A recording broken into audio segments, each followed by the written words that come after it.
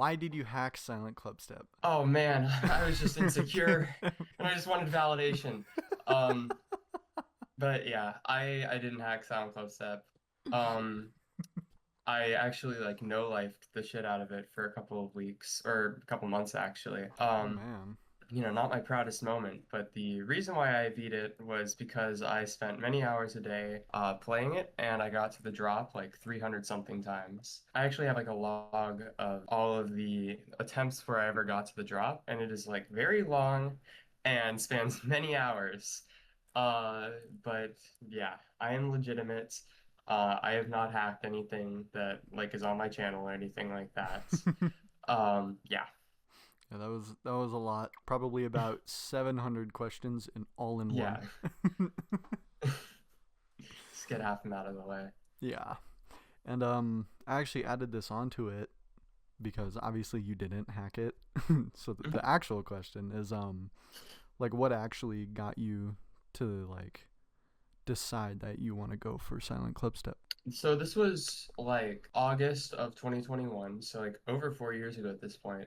Mhm. And I was just like sitting in class and I was like, you know what? I should like get home and see how fast I can make progress on Silent Club stuff. So like within like 2 sessions for some reason, I was able to get to like 12% or something like that. And I was like, okay, I'm abnormally good at this pre-drop. So I kept playing it, and after like 3 or 4 days, I got to the drop. And it's like, oh my God, this was, it was completely out of nowhere. Like I got really lucky and stuff like that. But I was like, okay, I'm not gonna do it right now, but I'm gonna like put a pin in this and, really strongly consider um actually going for the level because I had played the drop, like especially the first ship and then the duel at 65. Those parts Yeah. kicked my ass. Um and I legitimately like felt unhappy whenever I would watch the duel because of how like much I struggled with that part specifically. So eventually, this is like around April of 2022. At this point, Vision has 65%, which is a fluke from I think like 31 or something like that. Damn. And it's just me and him with progress. Actually, that's not true. I think Trick and Diamond also had progress, and maybe Parker. But I came back to it and very quickly I was able to like, start making progress and stuff like that. And I was like, okay, I should actually commit to this. So if you know who Blitzer is, she made me a sick ass thumbnail for the level. And I was like, okay, I can't let this thumbnail go to waste. This thumbnail is too fucking cool. Um, so I, worked my ass off on it, streamed a few times, contrary to popular belief, um, and, kept banging my head against the wall that was like 65%. And eventually, I actually got kind of lucky. I only died twice at 72. And then that was it for Deaths Past the Duel.